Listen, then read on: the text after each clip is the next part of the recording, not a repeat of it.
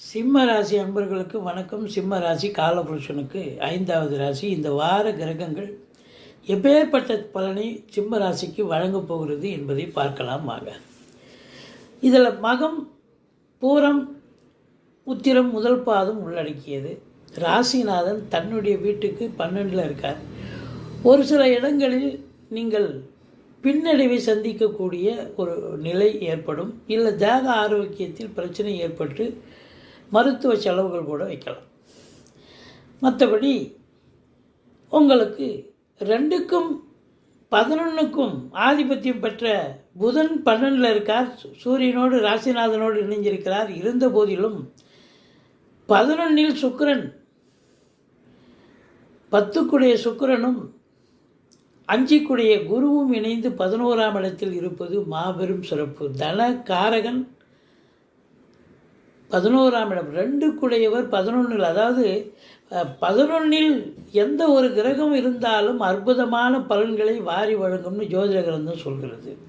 அப்போது இந்த ராசி அன்பர்களுக்கு தொழிலில் அமோக வளர்ச்சி ஏற்பட்டு நீங்கள் எதிர்பார்த்ததை காட்டிலும் 2 மடங்கு வருமானம் கண்டிப்பாக வரும்.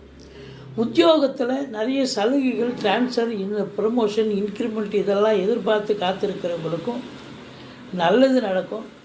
சந்தோஷமாக இருக்கக்கூடிய ஒரு காலகட்டம். 11ஆம் இடம் சந்தோஷத்தை தரக்கூடிய இடம்.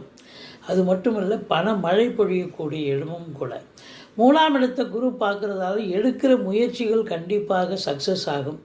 மற்றபடி குலதெய்வத்தின் அனுகிரகத்தால் சீட்டாட்டம், race, lottery, speculation, online share market போன்றவற்றில் ஈடுபாடு காட்டுபவர்களுக்கு சந்தோஷமான ஒரு காலகட்டம் இது அப்படின்னு கண்டிப்பாக சொல்லலாம். 7ல் ராகு இருந்தாலும் குரு பார்வையில் இருப்பது மிக சிறப்பு. வெளிநாடு போகணும்னு நினைக்கக்கூடிய அன்பர்கள் தாராளமாக கிளம்பி போகலாம். நல்லது நடக்கும். அந்நிய பொருளாதாரம் வீடு தேடி வரப்போகிறது. என்னங்க அஷ்டமத்து சனி நடக்குது எங்களுக்கு அப்படின்னு நீங்கள் வருத்தப்பட்டு காத்துட்ருக்கலாம். அதுதான் இல்லை. 8ல் சனி இருந்தாலும் அவர் வக்ரகதியில் இருக்கிறதால முன்வீட்டு பலனை தருவார். அப்போ அஷ்டமத்து சனியினுடைய பலன் இருக்காது. நிச்சயமாக நம்பலாம். நல்ல பலனையே கிரகங்கள் வாரி வழங்கக்கூடிய நிலை. 10ஆம் இடத்தை சனி பார்க்குறதால அதிகப்படியான உழைப்பு இருக்கும். கொஞ்சம் டென்ஷன் இருக்கும், பரபரப்பு இருக்கும். மற்றபடி 8 ஹவர் டியூட்டினா 10 ஹவர் வேலை பார்க்க வேண்டிய நிலை ஏற்படும். மற்றபடி கல்வித்துறை, கல்வியாளர்கள், கல்வி பயிலும் மாணவ செல்வங்கள், சினிமா இண்டஸ்ட்ரி, தொலைக்காட்சி இண்டஸ்ட்ரி, ஆன்மீகம், மற்றபடி அது ஆலயங்களில் பணியாற்றக்கூடிய அன்பர்கள், நீதித்துறையில் பணியாற்றும் அன்பர்கள் அத்தனை பேருக்கும்